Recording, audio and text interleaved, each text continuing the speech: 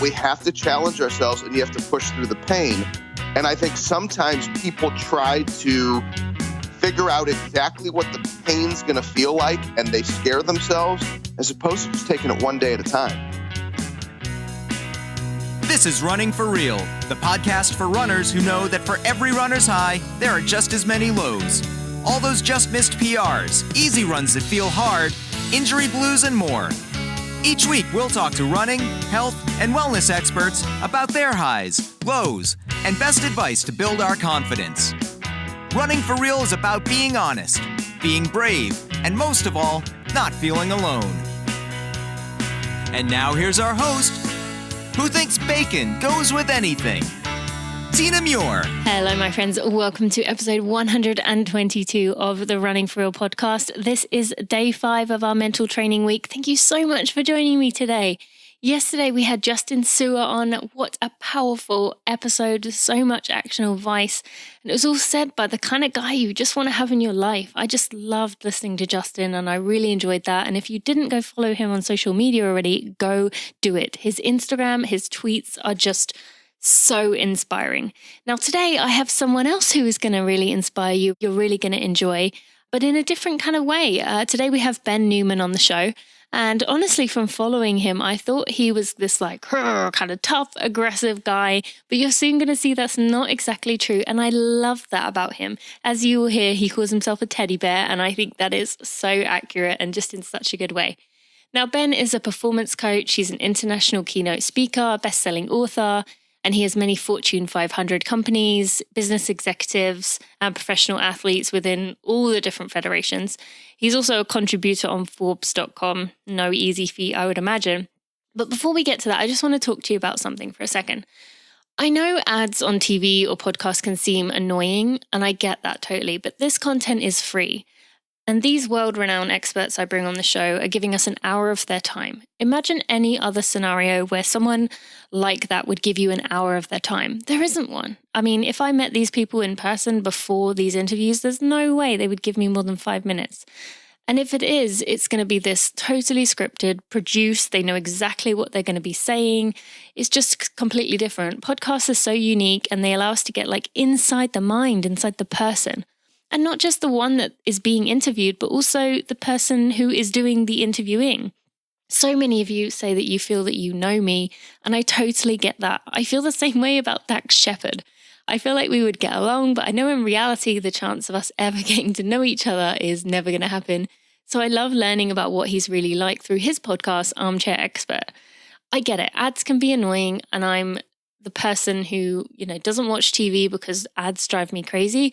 But I promise you, podcast hosts are just trying to get by, trying to just do enough so they can continue to do what they do, continue to run their shows. And okay, Dax Shepard probably doesn't need to bring in any more money. He has enough. He has 6 ads per show, I think. That's a lot. But people like myself and other podcasts are just trying to make an honest living. It requires a lot more time than you might think. And me trying to get 7 episodes this week during Steve's busiest season of the year probably wasn't the smartest thing to do. Definitely wasn't easy. But friends, I really want to help you with your mental training. I know this is the hardest part to get right. And I hope the tools that we've learned this week are going to be things you can use. These are so hard to get right, hard to actually work on, as we will talk a little bit about today. But it's also the easiest thing that can kind of screw us up in our races. And I am working on a mental training course for the summer, something if people just want to go a bit deeper. So I have now revealed that to you. I didn't mean to do that, but I've told you a little bit about it and I'm excited to tell you more. It will be coming late summer, so I'll tell you a bit more about that. But I just want to say, I hope you can maybe look at ads on this show in a different way. I only allow brands on here that I really believe in. And anyone who is interested in the show, unless I already know and love them, like Dang Foods, which I'll tell you about in a minute, I make sure to have a 30-minute conversation with the brand to make sure I think they are the right fit. It's really important to me that I find companies who are moving in the right direction, both morally and with their products. The words in my ad, I mean them. I've turned away many companies because I just don't believe in them. And whenever you purchase one of the products through the links in the show notes or by visiting the link I mentioned in the show, that shows that company that my word means something and you appreciate me. So thank you for anyone who has ever purchased anything because I said it. Thank you for your support, for trusting in me. I hope you love the products I recommend. And if you don't, please let me know so I can keep that in mind as I move forward. All right, that being said, long-windedly as usual, I would love to thank our sponsors for today, Body Health Dang and Athletic Greens. I'm just going to tell you about two right now, and we'll hear some more later in the episode. Body Health have been with me since the start of the Running for Real podcast, and they've always been there to help me recover from whatever I'm working through at that time, because I'm always pushing myself in one way or another, and I guess suspicious feeling that you probably are too. Body Health Perfect Amino is the perfect ally to help you handle the stresses and soreness of training while you go about the craziness of your life. Go to tinamuir.com/aminos, that's AMINOS, for more information and to go get yourself some with 10% off. I also want to thank Dang Foods for sponsoring this episode of the Running for Real podcast. I mentioned to you earlier that I didn't need to screen them because I've loved their products for years. I've actually been pretty addicted to them at points. One of my favorite snack brands of all time. I'll tell you more about their new and exciting product I'm addicted to later in the show. But for now, go visit Dang Foods, that's DANGFOODS.com, and use code TINAMUIR for 15% off your entire order. Ben, thank you so much for joining me on the Running for Real podcast. I am really excited to have you here on our regular Friday episode. You are the guest that it's almost guaranteed people will listen to, as this is a normal Friday. So thank you so much for being here today. Tina, thank you so much. And I appreciate that guarantee because I am very, very excited to be with you and all your listeners. This will be a lot of fun. Well, I think our listeners will be feeling very much the same way after the episode when they go find you on social media, because when I followed you, now every time I log into Instagram, it's like, bam, there's one of your quotes right in my face. So it's hard not to be inspired by that. And, easy to see why you have well over 100,000 followers, don't you? 100 yes. something.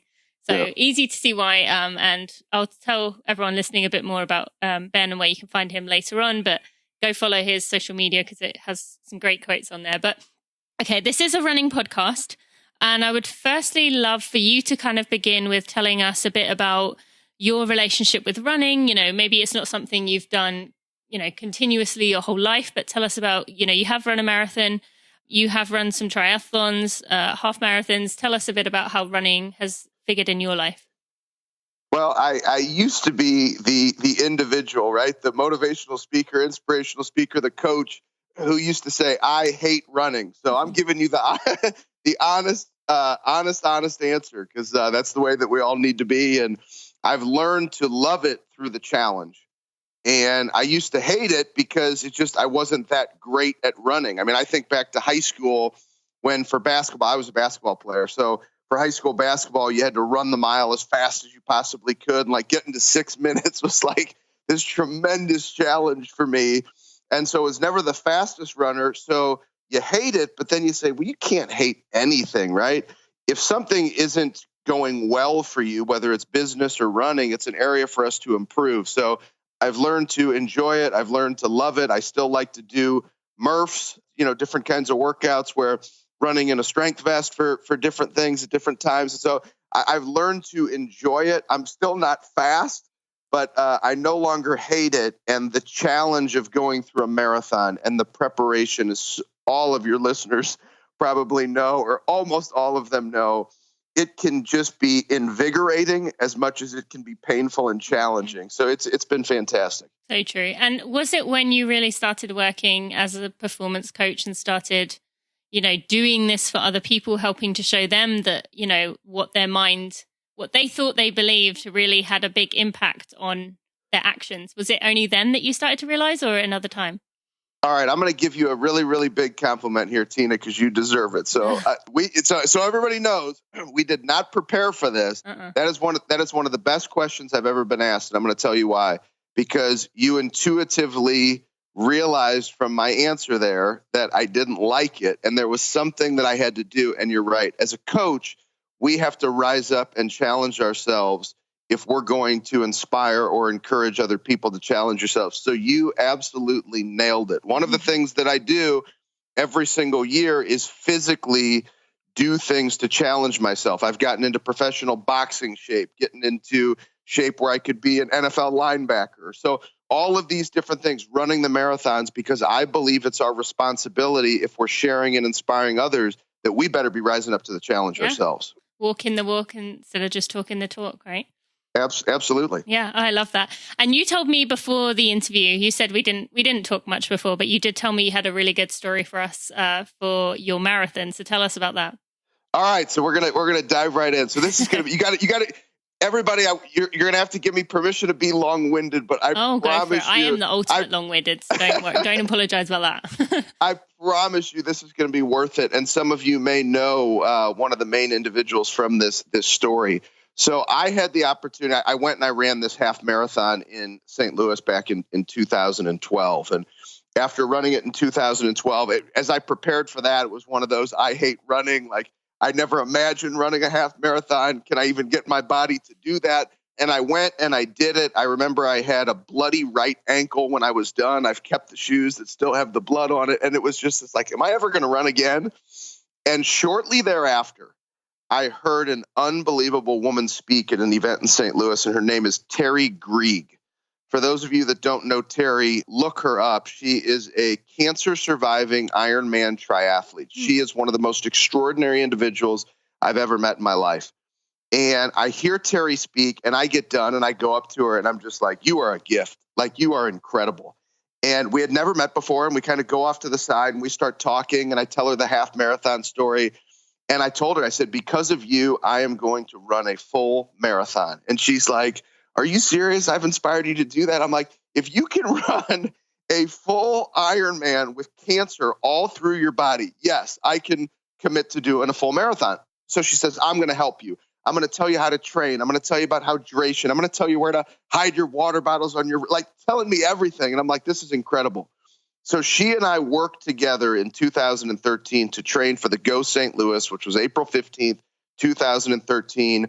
We used some of Hal Higdon's stuff and built my calendar, and I knew what I had to do, and I had to commit every day, and I had to push myself. And I did some awesome training runs where I literally ran out of my house and ran to downtown St. Louis, touched the St. Louis Arch, and ran all the way home. That was like a 20-mile training run. So some awesome stuff happened.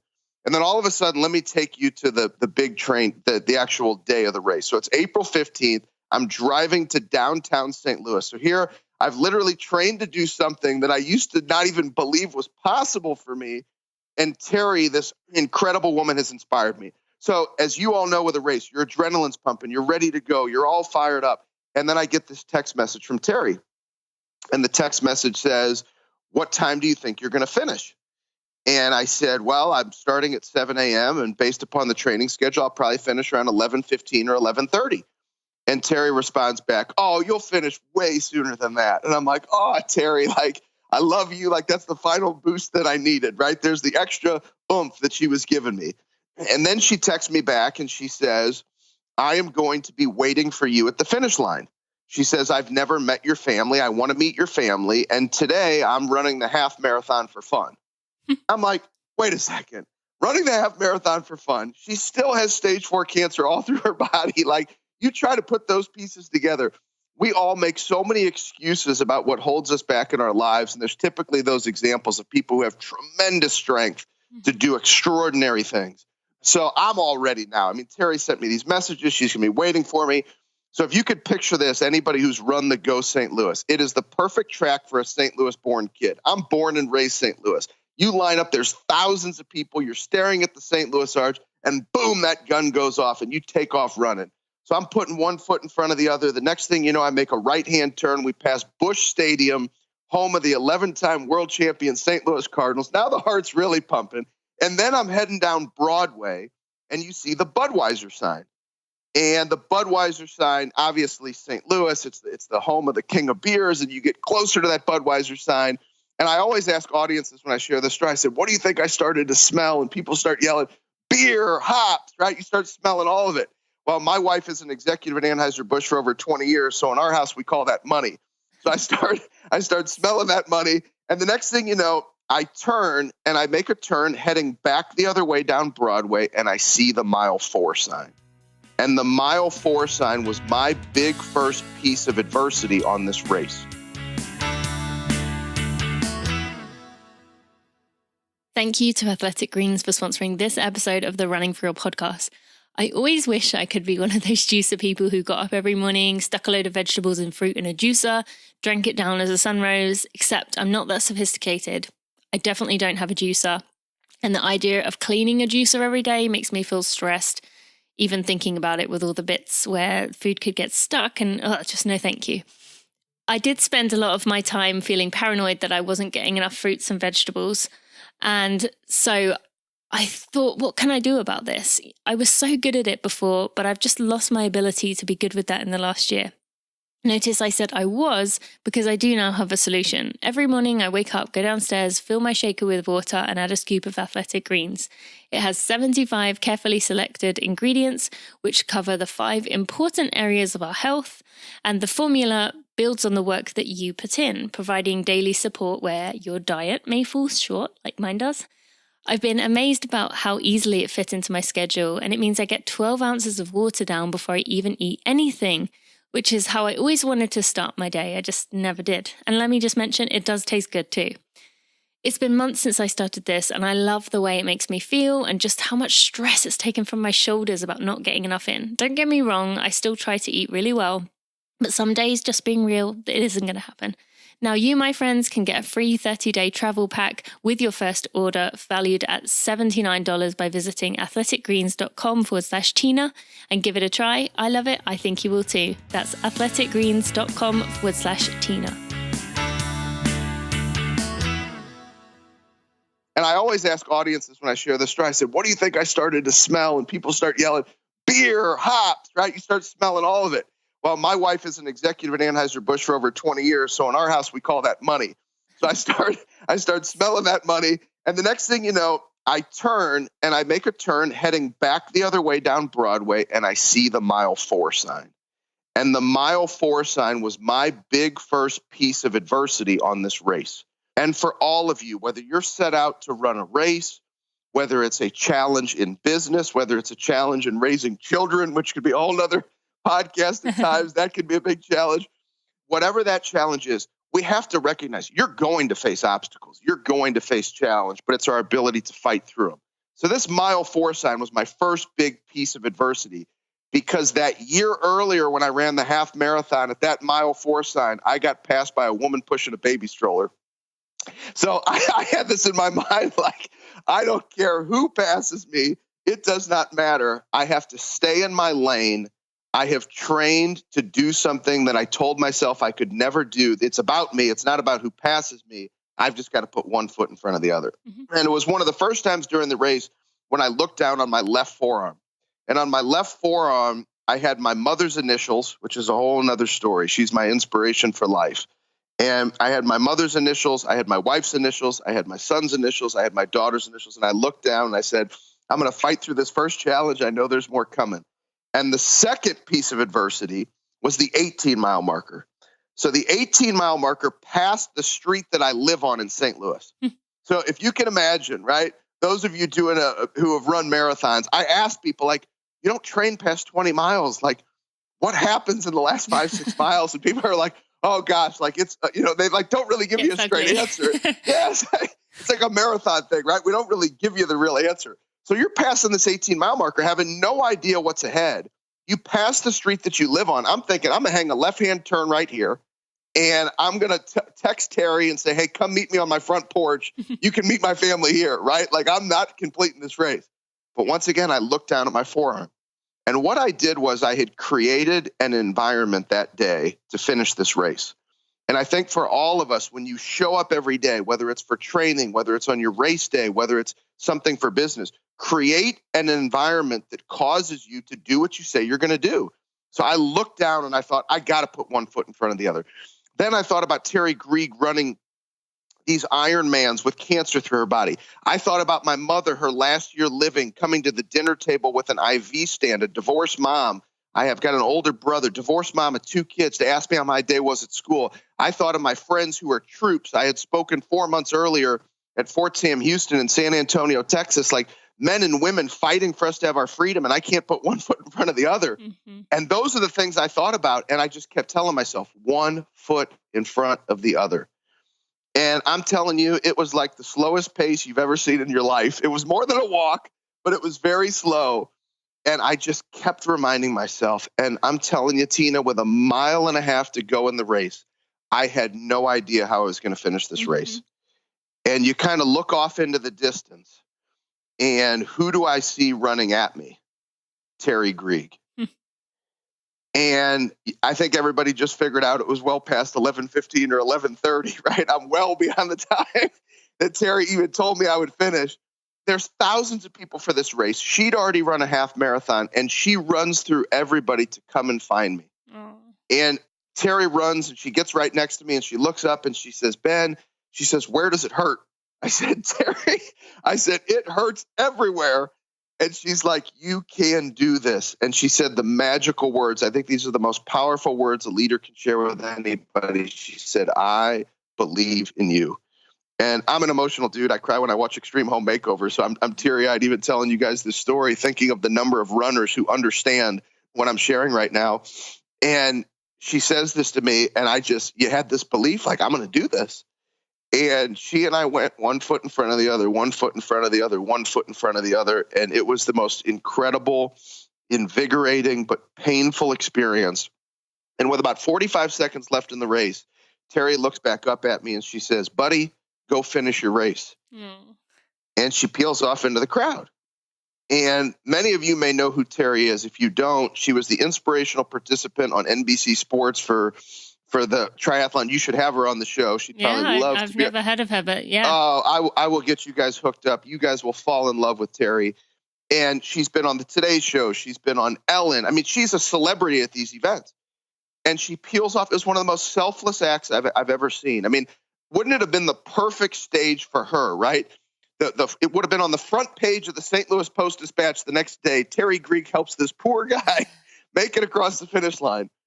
But instead, Terry Grieg's selfless act allowed my wife to have my children run to me. I literally held my children in my arms as I passed that finish line, doing something that I never thought I could do. And I love sharing that story. I've never been able to share it to an entire audience of runners. So this is super awesome for me. But I share that story, and I always ask people, I say, who's your Terry? Who's your Terry? Yeah. And then I always love asking, who are you a Terry for? Because I think the way that this world is today, there's so much challenge, there's so much adversity. Just don't go at life alone. You know, be willing to be vulnerable, to be authentic, right? I'm this big guy who works with the Alabama football team and professional athletes. And I mean, I got to be vulnerable with you guys to tell you, like, I don't run fast. Like, I was so weak, I could hardly finish a marathon. But that's not what life is about. It's about challenging yourself, being your best, welcoming people into your life to challenge you, but also us taking our talents and our love and pouring into other people with it. I love that. Thank you so much for sharing that story, Ben. That was just so inspiring to hear. And, you know, we all do recognize those feelings, and how special of Terry to do that for you. And okay, so there's one thing that came to mind there. Or there's a few things during your story, but the most recent and important one, I think, is, so you said about who's your Terry, or who are you a Terry for? So who are you a Terry for? You could really kind of do with anyone in your life. You know, you want to be a good example to people, but who's your Terry? Someone listening who's thinking, okay, well, that's, you know, that's wonderful that you found someone who has been on the Today Show and has been on Ellen, which, by the way, that like makes my heart pump even thinking about being on Ellen. And, you know, but people might say, but I don't have anyone in my life like that. Could that person be someone that you maybe, you know, they have books and you listen to their books on Audible, and they have a social media and you follow their social media and you read their emails and things like that. Can it be someone that you are not like physically in contact with, or does it have to be someone who you see and engage with? Like, what if someone doesn't have anyone that they know of that they can get to? What a fabulous question. And I definitely believe in having mentors that you've never met. I've had plenty of those in my life, and it is from the books that you read, or think of just the ways in the world we live in today, from Instagram to podcasts. Like, there's so many ways that you can be influenced. And one thing I would say is, if people are saying, I don't have somebody like that, I would just encourage you to slow down and think about the relationships in your life, because maybe you've actually run past those people wanting to help you. And I think we all have that moment where we can slow down and say, okay, maybe I can be authentic. I can be more vulnerable. This person has extended their hand to me and I didn't accept it. So when the timing is right, maybe you accept that hand. But to directly answer the question, I 100% agree that you can absolutely have those mentors. John Wooden, who is a world famous basketball coach, one of the greatest coaches of all time from UCLA, won 10 championships. A lot of people don't know he actually wrote more best-selling books in his 90s than 99% of best-selling authors. So the guy's just a legendary thinker. He used to say that you can't have a good day until you've done something for somebody else with no expectation of anything in return. Right. So there's things like that. I think about that every day. That's part of my makeup of what I do every day, a random act of kindness. So I never met John Wooden. I wish I would have been able to meet him, but he has had massive influence on how I think. I love that. And I think that's kind of, along the lines I was thinking of, using someone's words to inspire you to do things maybe you wouldn't have considered doing otherwise. I love that so much. Thank you so much. Now, one thing that you are really kind of into and kind of known for is about mental toughness. Now, this is something I know my audience is very interested in, but I read on your website, and I'm going to just read this out because I think this is very true of so many people, and I'd love to hear your thoughts on why. You said, someone says they're willing to do anything to learn how to become mentally tough, but when faced with the discomfort required, they fold up like a picnic chair. Why is that the case that people, because I hear that all the time, I want to be mentally tougher, I want to be mentally tougher, but then always seem to be saying, I want to be mentally tougher and never actually becoming mentally tougher. Why is that? I think oftentimes it's easier to protect ourselves and to hold back from being the person that we were destined to be rather than challenging ourselves. And, making yourself uncomfortable speeds up the process of mental toughness. So, but if you're unwilling to make yourself uncomfortable, you're not really going to be able to understand what you can do to push to achieve. And that's one of the reasons why, as you picked up on it, I've loved every year kind of challenging myself to do different things because it tests me physically. It tests me mentally. I'm currently, as we record this podcast, I'm on day 7 of a 30-day cleanse. I have never done a 30-day cleanse in my life. And the longest I'd ever gone is 9 days. And I'm telling you, it is challenging. I love food. Like that's one of the things that holds me back. But we have to challenge ourselves and you have to push through the pain. And I think sometimes people try to figure out exactly what the pain's going to feel like and they scare themselves as opposed to just taking it one day at a time. So for me, like with this cleanse, I take it one day at a time. I take it one meal at a time. I know that whether there's this shake that's coming or it's actually a meal that I get to have, and I break it down into what I can manage. And that's what I think for each of you is understanding with that next big challenge, you break it down. How many of you have ever trained for a race? Or I'm sorry, did not train for a race, but you showed up and just ran? Now, we may have some ultra competitive runners. I know you are, Tina. So maybe you've actually done that where you just show up and you can do that. I think you probably can. But, for a guy like me, I couldn't show up to that marathon without training, right? So why do we train? Because it helps build our mental toughness and our confidence. So if you already know what it means to break down into small bite-sized micromanagement pieces, hitting a big goal, then don't scare yourself with writing a book or becoming part of a charity or starting your business. My mentor is a guy named John Gordon. And I love John to death. He's mentored me since 2008. The impact he's had on my life, I could never give enough thank yous or enough appreciation to him. And if he were here with us right now, he would say, what do faith and fear have in common? And it's a future that hasn't happened yet.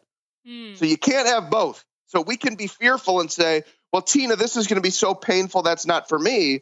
Or you can have faith and say, hey, if I've applied breaking down this big goal in running, I can apply breaking down a big goal at anything in life. And just go believe in yourself. Take those words Terry told me. I want all of you right now, think of a really, really big goal. Think of something you've thought about, but you haven't taken action on. And I want you to hear my words because maybe Tina's right. Maybe there's some of you who you don't have that, Terry. I want you to hear these words. I believe in you. I believe in you. Why? Because you're listening to this. I believe in you because you're a runner. I believe in you because of the pain that you've experienced. that I know that pain from having done it, but I know what you've gone through, so I believe in you. And I believe that you can break down any goal you want to achieve in your life. And I believe that mental toughness lies inside of you. And I believe you can attack this just like you attack a race. You do it one day at a time, one training session at a time, one run at a time, and don't look beyond it. Don't trip on anything behind you.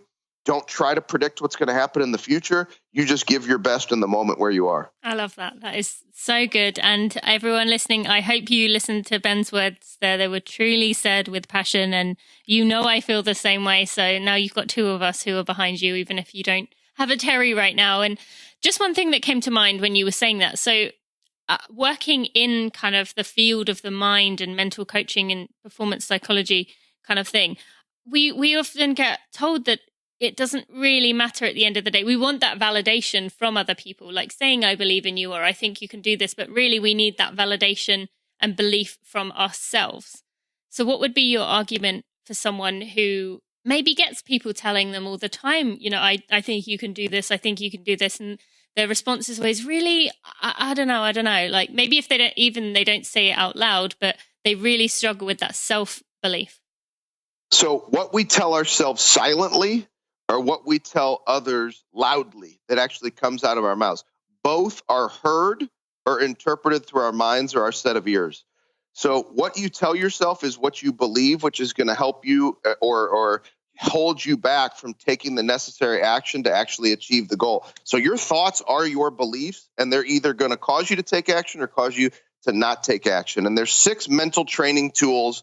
And as a gift for the opportunity to be on the show, I want everybody to have the opportunity to get your mental toughness playbook for free. So Tina can send out the link. It's freeplaybook.net. And everybody can get access to your mental toughness playbook. And one of those, it's exactly what we use in our coaching work in business and in sports. And one of those mental training tools is called your I am statements.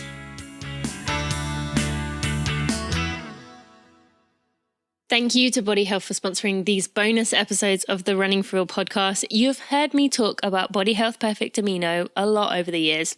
And I'm sure you've noticed that I wore the Body Health logo on my chest in the Boston Marathon. Because they've supported me for so many years and they've been with me through thick and thin, I wanted to make sure everyone knew that they were behind me and I appreciated them. Maybe you've heard me talking about it, but felt a little bit confused as to what it was. They created a page to answer your questions that are just for Running for Real fans, and you can visit it by go to tinamuir.com/aminos. That's TINAMUIR.com/AMINOS. Perfect Amino helps your body recover from tough training, something you are going to need as you work through these mental tips and tricks learned in these episodes as you have your big races coming. As many of the experts mentioned, getting your fueling and recovery right is absolutely critical. Yes, even from a mental perspective. And Body Health Perfect Amino contains the 8 essential amino acids the body needs to support and maintain its muscular, skeletal, enzymatic, and hormonal systems. The essential amino acids in Perfect Amino are in the exact proportions needed for maximum utilization by the body, and nothing else is utilized as well to make protein. You can get 10% off anything on the Body Health website, but particularly Perfect Amino, my favorite product, using code TinaMuir10, or you can go to tinamuir.com/aminos. That's TINAMUIR.com/AMINOS. So your thoughts are your beliefs, and they're either going to cause you to take action or cause you to not take action. And there's 6 mental training tools. And as a gift for the opportunity to be on the show, I want everybody to have the opportunity to get your mental toughness playbook for free. So Tina can send out the link. It's freeplaybook.net. And everybody can get access to your mental toughness playbook. And one of those, it's exactly what we use in our coaching work in business and in sports. And one of those mental training tools is called your I am statements. And an I am statement, it's a statement of belief in something that you believe you can achieve, but you have not achieved it yet.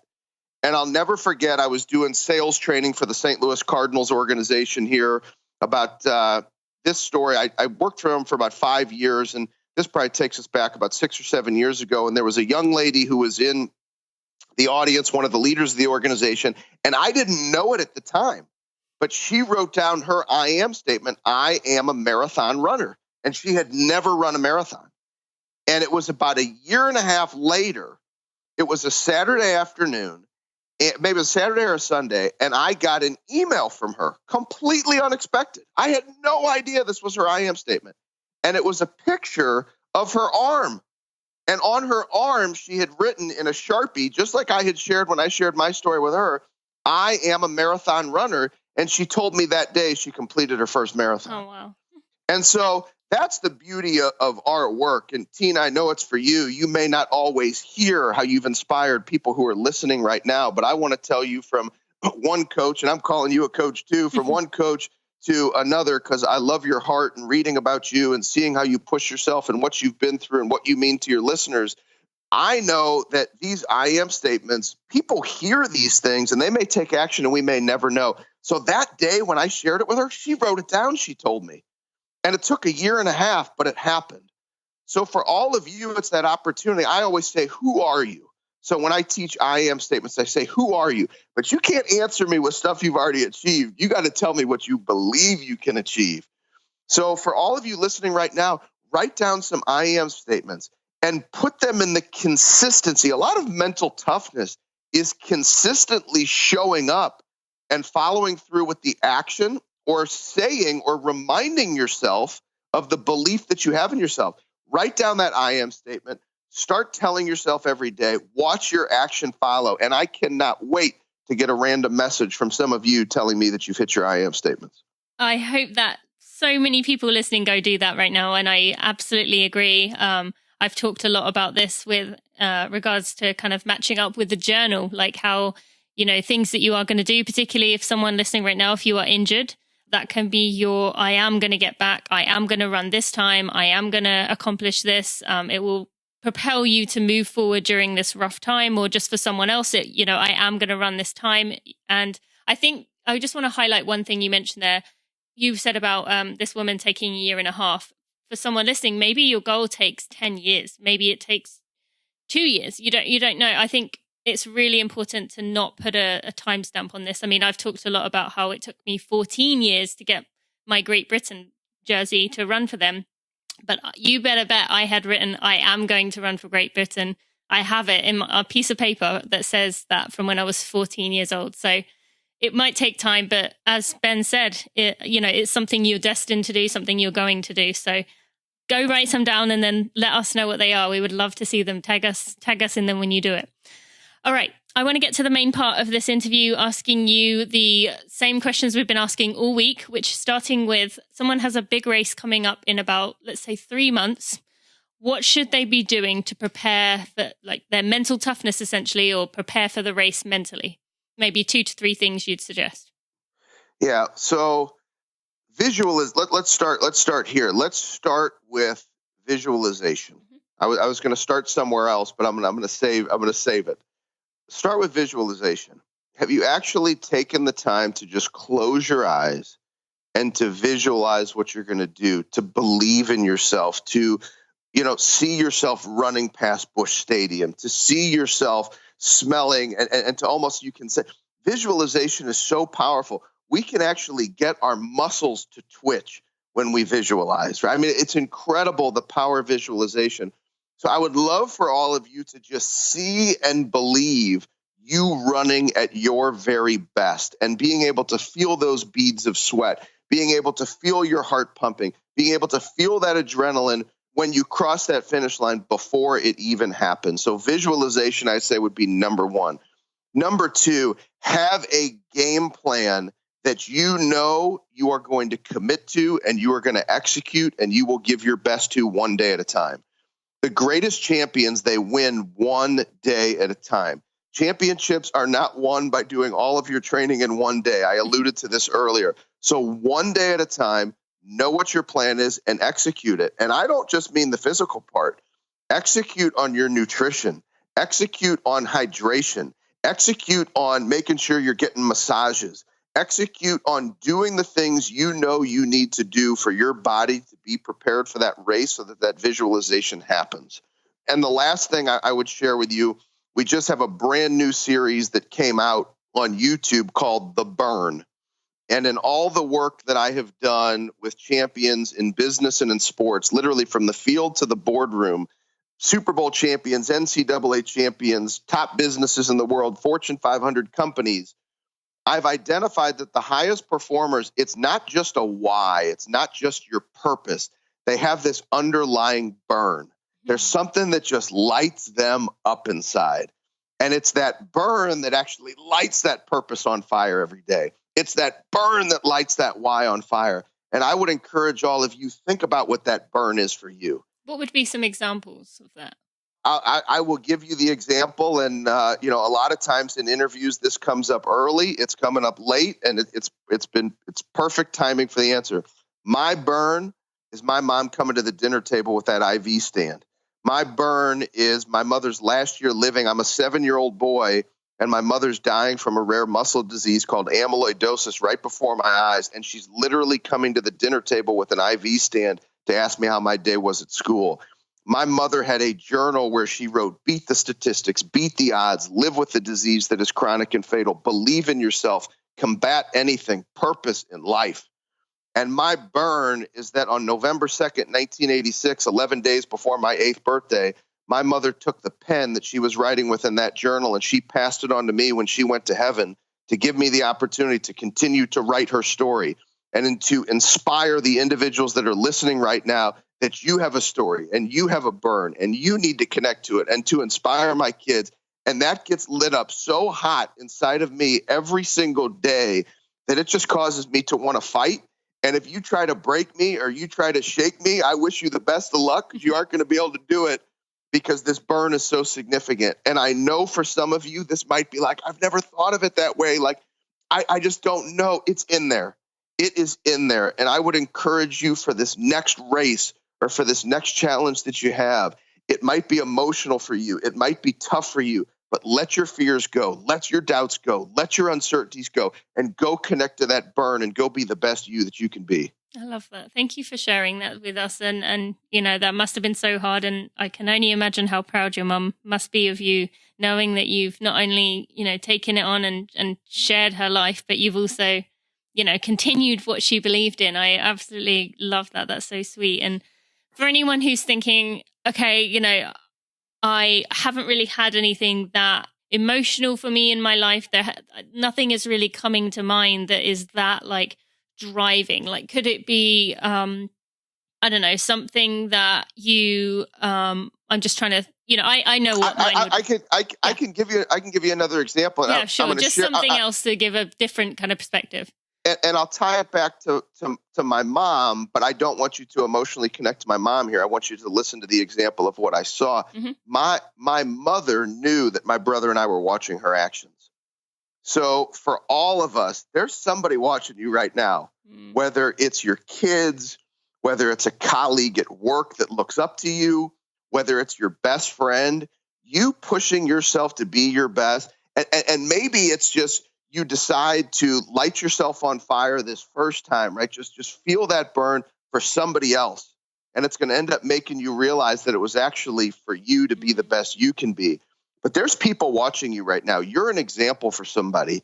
And I think for all of us to be the best we can be, for the opportunity to influence others, to help them connect to their legacies or the stories they're writing, or the races so many of you have already run are examples to people of what's possible. They maybe didn't tell you, but go push yourself to do that ultra marathon, right? For those of you that have said, all right, I've done 25 marathons, but I don't know about that ultra marathon. You doing that ultra marathon might impact somebody in your life that's currently watching you that's never told you that you're impacting them, but go do it. Go push yourself to do it because of the impact it may have on somebody else. Love that. Thank you. That is another great example. And that does help, I think, to kind of give a different perspective. Now, did you have one more, or were those the primary two?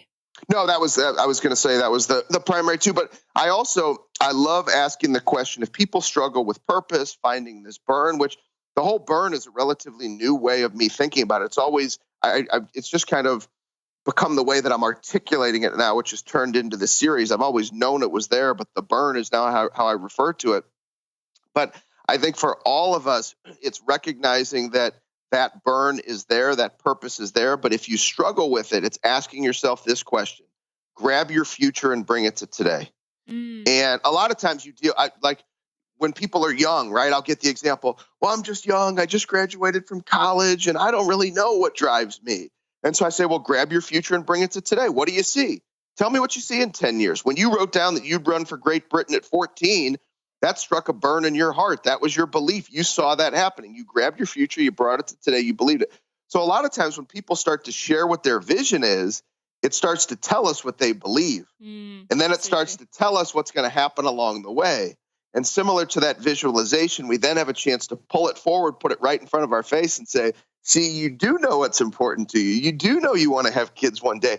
You running this race right now might be the great story that you tell your child when they're 13 years old about how they can do something that they don't think they can do. And you're going to tell them the story of your first race. I love that. So that's we can go find it. It's not easy. The easy thing is to quit and go find that picnic chair. But the tough thing is to push yourself to think differently, to cause you to take different action. Great. Thank you so much. Very helpful. And I love that phrase, grab your future and bring it to today. That's so catchy. Love that. All right. So let's think a few weeks out. Someone is, and you probably remember this well, running their 20 milers, or if you're doing a half marathon, maybe it's 10 milers or whatever distance it is.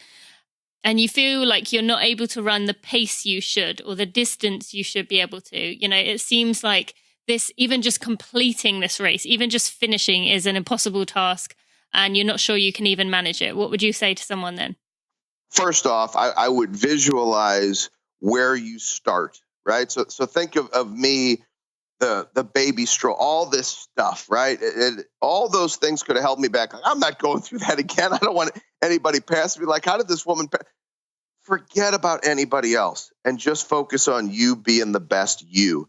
And I always share with people in business and in sports, I said, my greatest goal for our time together is for you to want, one day at a time, to look in the mirror and say, today I gave it my very best. And if you can do that, nobody can ever take that away from you, and you can never ask any more of yourself than that. So if you train to give your best and you see yourself, then have no embarrassment when that race starts. I think of the beginning of a race and everything's broken up into, okay, the people who are going to run 5-minute miles, or the gentleman who just ran the 2:02 who set that record. Like, I don't even know where he would have started. That's just crazy to me.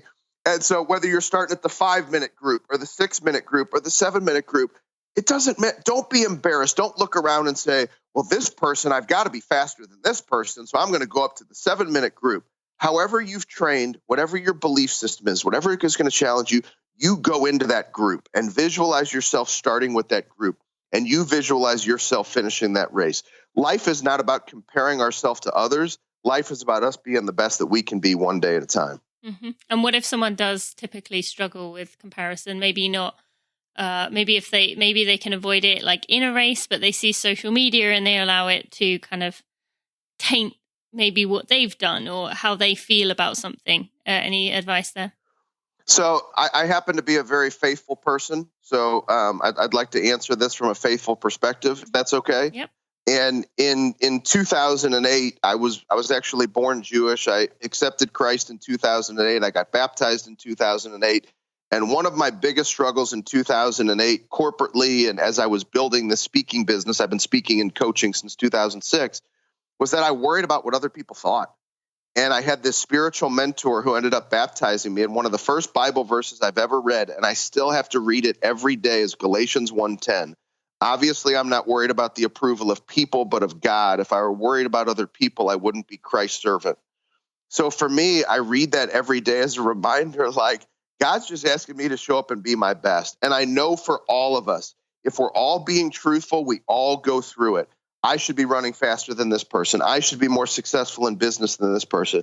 I just want you guys to realize that everything you need is already in you to go and be the best you can be in your life. Just believe in yourself. Silence those doubts. Read that prayer if it helps you. I literally have read that Bible verse every single day since 2008. So you're talking about 11 years of reading that to myself because I still need it. Dang Foods is sponsoring this episode of the Running For Real podcast, and I could not think of many other snack brands I would rather partner with. I'm not someone who purchases many snacks, to be honest. I try to make my own a lot of the time, but this is one set that I give into over and over again. They get me every time in the store. Dang Foods make these amazing coconut chips and all kinds of flavors, and these sticky rice chips that, oh my God, they're just making my mouth water even thinking about them. And now, friends, they have a runner product, something we can enjoy on the go after a run, wherever you want to enjoy it. Dang bars are plant-based, but they're packed with 14 grams of fat and 10 grams of protein. They have 0 added sugar, but they still taste sweet. They are made with simple ingredients that you can actually see if you look at the bar, like chia seeds. You can see the coconut, you can see sunflower seeds, and it's made with coconut butter. Yum. My favorite flavors are cardamom chai, which tastes like a chai latte. Can't complain about that. And chocolate sea salt. And for those of you lemon lovers, they also have a lemon matcha too, and some other flavors. For a limited time, Dang Foods are giving Running For Real listeners 15% off their entire order at dangfoods.com. That's DANGFOODS.com, which means you can go get these dang bars to try. You can also load up on the sticky rice chips and coconut chips I mentioned. So good. Use code TINAMUIR at dangfoods.com and go get yourself some now. They are delicious. I just want you guys to realize that everything you need is already in you to go and be the best you can be in your life. Just believe in yourself. Silence those doubts. Read that prayer if it helps you. I literally have read that Bible verse every single day since 2008. So you're talking about 11 years of reading that to myself because I still need it. So what we're talking about is not easy. And for some of you, it may never go away. For me, the conversations don't last as long as they used to. I'm getting pretty good at it. Still trying to improve with it. But for all of us, it's going to take time. Don't expect it to just happen overnight, that you flip a switch and you never have that conversation anymore. But put some things in place, whether it's quotes or things that you say, for you to realize that you can improve in this area. I love that. Thank you. Okay, that's great. And then just going back to the question about a few weeks out from the race, did you have moments or what did you tell yourself as someone who works in this field every day when you were maybe doing that 20-mile run you said about touching the arch and running back, and probably thought to yourself, this is only 20 miles and I can barely finish this. And, I hope to go faster and finish the race. Any thoughts for those doubts of, whether you can even make it 3 weeks or 2 weeks out from the race? Yeah, so I would say doubt your doubts and believe your beliefs. Kind of like that faith and fear. You can't have both. So even if you have to remind yourself 500 times in the day, I will remain faithful to this process that is in front of me. And I don't know what's going to happen on race day. I don't know exactly what my time is going to be. But just today, and I would encourage everybody, because this is how I still live my life today, just focus on today. Win today. And I keep asking yourself, what does it look like for me to win today? And if you win today and you win tomorrow and you win the next day and you win one day at a time, whether it's training, whether it's rest, whether it's recovery, whatever it might be, win one day at a time and you're going to be prepared for race day. Great. Thank you. Okay, we're going to skip forward to race morning. Someone listening is almost shaking with nerves, feeling a lot of pressure. Now, you, interestingly, when you were telling your story, I wondered where this was going to go, but you said about Terry saying when you thought you might finish and then her saying you're going to run faster. I was surprised as, I know this is something a lot of runners struggle with, the expectations of, like, Terry had said you got to finish faster. You had kind of told yourself you thought you could finish in this time, so you better do it. And you, like, mentally kind of panicking when you realized you weren't going to do that. So for someone listening who it's race morning, they're feeling a lot of pressure. They don't want to have wasted all this time, don't want to let people down who have given up so much for them. What would you say there? Well, first off, I appreciate you having the same confidence that Terry had. That allows me to see a little bigger glimpse into your heart. You believed when she said it that I could run it faster, but I guess for me, when I heard it, it was more just the inspiration. It was her sending me some love, but my expectations didn't change much because I know how fast this body can move. So, I think it was more of just the the belief and the passion and hearing that she believed in me, right? Mm-hmm. But I think for all of you, I would say to, have the expectation for yourself, do the visualization, follow through, but have a routine that's going to make you feel poised and confident, right? So making sure you're waking up at the right time. And so just popped in my mind, there's a golfer that I work with, and he's playing today, and he's a career amateur, one of the top career amateurs in the world. And one of the things we always talk about is just do the same things that you love doing in the morning. Eat the same vitamins. Don't change your vitamins. Eat the food that you want to eat. Wake up when you want, do the things that you want to do. So have your morning routine. Know what that routine is going to be, and then execute it so that you've got great peace of mind. And, maybe you do a little bit of visualization before the race. When you park your car, close your eyes, see yourself remaining calm, see yourself in that starting line. Do all of the things that you've done leading up to the race. And then at some point in time, when you put that number on your chest, you got to look down and you got to tell yourself it's go time and start to feel that burn. Allow that burn to work its way through your muscles. And then just take off and go be the best that you can be. And I know it's being redundant, but, just don't compare yourself to anybody else. Don't look at anybody else. It doesn't matter who lines up next to you. It doesn't matter if you think, well, maybe I'm going to move up to this 6-minute marker when you trained at 7.5 minutes, but you're like, I'm feeling fast today, right? Make good decisions so that you can run a poised and confident race. Okay. Great. Thank you. That's helpful. All right. Let's talk about during the race. You've given us some tools already. We've kind of talked about this a little bit, but let's say someone is at mile 15 of the marathon, mile 8 of a half, mile 4 of a 10K, whatever it is, and feeling like dropping out is getting tempting. There's no way I'm going to make it. Now, you talked about one foot in front of the other, just one step at a time. Anything else you would add to kind of pull yourself back into kind of believing you can do this? Yeah, so I want everybody right now, I want you to think. So whenever I share my mother's story, right, it's my mother's story is only going to take you so far, right? It inspires me every day. But I always share with audiences, I appreciate you listening because I know that's tough to hear that a young boy loses his mother, but everybody has a story. Each and every single one of you have a story. And I promise you have a story of something tough you've been through in your life that is tougher than this race you're about to run. And it provides perspective for you when you feel like you want to quit. And that's why, if you pay attention to what I was saying, was I had the Sharpie, my mom's initials, my wife's initials, my children's initials. I thought about Terry. I thought about my mom. I thought about the men and women that fight for our country, because all of those thoughts shifted my perspective to, I got to finish. And the moment that you start to have those doubts, we have to reframe and focus on the solution. So I call it the power to reframe. I learned it from my mom. It's focusing on solutions rather than problems. So I would start working on this during your training, because you're going to have those conversations with yourself during the training runs. And during your training runs, start to replace the negative thoughts with a positive. I can finish this race. I've been through worse. And start to shift that perspective, and then finish the shifting of the perspective of seeing yourself crossing that finish line and how great you're going to feel. Okay, that's cool. Thank you. Great. All right, let's talk about 2 scenarios after the race. One, it goes well, but now the listener is kind of feeling a little bit lost. Maybe they've reached that big goal, maybe completed that I am statement, celebrated for a while, but now kind of feeling a bit like, okay, what now? What would you say for them there? Well, when I finished my marathon, I thought my ankles were going to fall off, and I never knew if I was going to walk again. I was literally laying in bed. I'm like, I don't know what just happened to my body, but I hope that I actually can move in the future. So I know there can be pain. I finished in 4 hours and 52 minutes. That was much slower than I anticipated.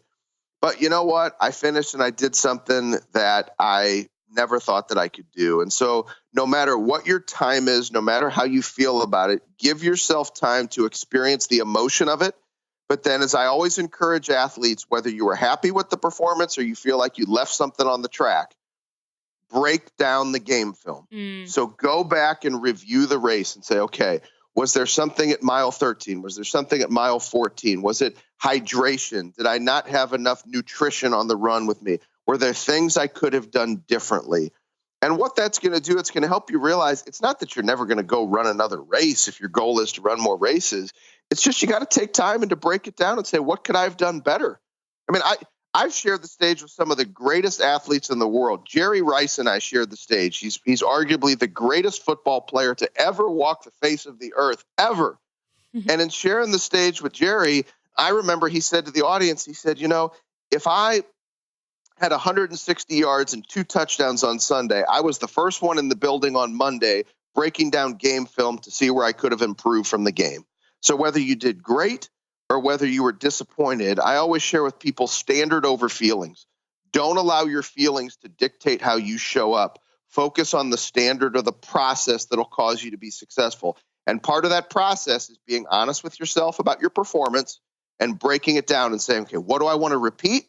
And what are the areas to improve? Love that. That's really good advice. And I like that you kind of used it in that same analogy. As we know with the kind of ball sports that people do watch film and look at what happened and kind of go over it, but we typically don't do that as runners. But why not? Like, I do it. I do it in business. Mm-hmm. A lot of people don't realize they'll look on social media and they're like, oh, you just work with football players or this. Like, I do so much work in the corporate space, consulting for Microsoft. I mean, it's all my work started corporately. And in the corporate world, I encourage people. In the business world, if you're an entrepreneur, like, there's always an opportunity for us to break down the game film of our life. And all we're doing is saying, I want to be accountable to myself to figure out what can I do better and what are the things that I want to keep doing.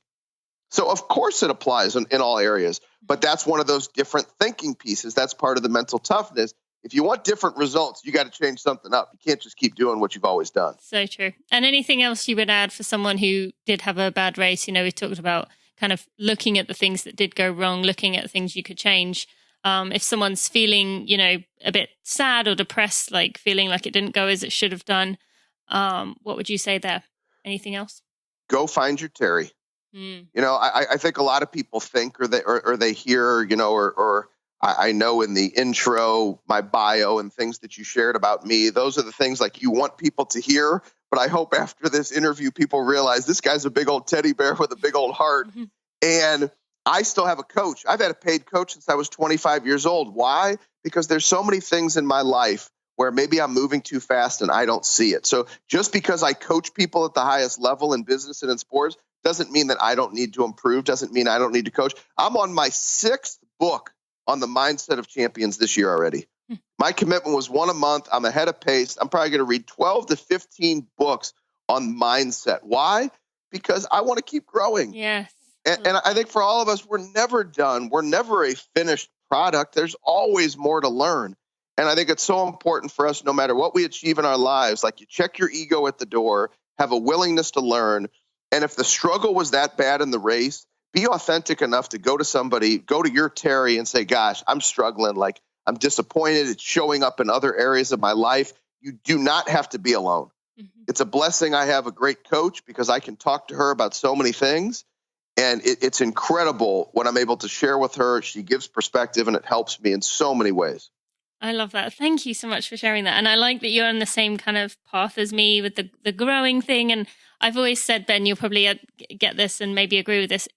People always talk about what would be one superpower you could have if you could have one. But for me, I kind of wish that I could use all 24 hours of the day, but like I wouldn't have to sleep, but I could press a reset button every day. So mentally I felt refreshed. Like I didn't have to do the physical 8 hours of sleep, but I could reset everything at the beginning of each day. Cause I just, like, I'm sure you feel the same. There's so many things I want to learn about and do and experience, but I feel like that's so important to keep, like you said, growing and finding new things that excite you and interest you and making time for them. So, pretty cool. Thank you for sharing that. Absolutely. All right. So where can people find out more about you if they want to follow along with you in the future? So on Instagram, we've actually made we've made a shift. There's so many other speakers and coaches that we work with that at Continued Fight is definitely a platform that you can follow. But if you really want the behind the scenes, these kinds of nuggets, the fun stories, the behind the scenes travel stuff, the making of the show, The Burn, at Coach Ben Newman is our new account. So certainly encourage people to come follow us at both. And then Twitter and those other areas is at Continued Fight. And then the website is bennewman.net. And I just want to mention one more time, because it's important to me. A lot of times when you give somebody something for free, they don't take you up on it. Literally, I just gave you a book that there's websites that charge for it. So it's freeplaybook.net. There's no strings attached to it. It is free. It is the 6 proven mental training tools that we use in our coaching work. And if you guys could have read the email that Tina sent and some of the correspondence that we've had, she has so much passion and so much love for running and family and for all of you and this community that you guys are building together through this podcast. I can't not give you all that gift. Oh, thank you, Ben. That's so sweet. And yeah, everyone listening, go get it. I mean, how cool is that? I'm definitely going to go straight and do that right now. So I can take a read myself, and I hope you guys find it helpful. Now, Ben, we just have 4 more questions to wrap up here, starting with one piece of advice you'd like to give the listeners for life. So it comes from my mom. It's the greatest life lesson I've ever learned, and it's not how long you live, it's how you choose to live your life. I love that. That's really good. Thank you. All right, one person to follow on social media and why? Person to follow on social media would be my mentor, John Gordon. Considering I can't thank him enough and give him enough appreciation, you guys go give him some extra love for me. It's at John Gordon 11 is all his social media. He's an extraordinary thinker, wonderful man, and I think you'll all love following him. And I definitely can encourage you to go find John Gordon as well. I definitely agree with Ben on everything you just said there. I don't know him personally, but I definitely would agree with what it appears. Okay, he's incredible. How do you want to be remembered on this show other than being a big teddy bear? Someone that encouraged you to not make excuses for why you haven't connected to your purpose or that burn that lies inside of you in the past, and that you remember, because of this episode, I connected to my burn, and I'm going to be lit up for the rest of my life in a completely different way. Thank you. That's great. And I would definitely say you accomplished that. All right. And finally, what do you tell yourself on the start line of a race or before you go give a keynote speech, something like that? So I always do a visualization technique and just remind myself to just give my very best and to leave them in a better place. Oh, that's so good. All right, Ben, well, thank you so much for giving your time today, for sharing your wisdom with us, and just for letting us have a glimpse into your life. We really appreciate it. And these tools can definitely be taken and used by everyone listening. So on behalf of everyone, I want to say thank you and look forward to following along with your future. Thank you so much for having me, Tina. And thank you to all the listeners. My friends, if you have a minute and you could leave a review on your favorite podcast player, Apple Podcasts, iTunes, Stitcher, Overcast, Pocket Cast, Spotify, or whatever else podcast player you use to listen to this podcast, or if you would subscribe to this podcast, you will help me get out in front of new runners to make our tribe even bigger and even better. It might not seem like you as one person can make a difference, but really it helps a lot. And it shows me you appreciate the hard work I put in for those. Thank you so much. Oh, how great was Ben? I think even if you exclude his points on our questions of the week, which were fantastic, there was even more in that episode to think about. We really should be challenging ourselves every day, putting ourselves in situations to walk the walk. I'm guilty of that, and I'm sure you may be a little bit too. You can find links to everything we talked about today in the show notes at tinamuir.com/episode 122. And tomorrow we have an episode with sports psychologist and researcher Carla Mayen, who was recommended to me by Andy Lane, a psychologist we had on the show last year. Carla has a very different take on these questions, and I think you're going to enjoy it. I look forward to hearing your thoughts. In the meantime, go get yourself some athletic greens, dang bars, and or some Body Health Perfect Amino. All 3 of those products, absolutely wonderful. Love them so much. See you tomorrow. Thanks for listening to the Running for Real podcast. Be sure to check out tinamuir.com for show notes and even more helpful running information.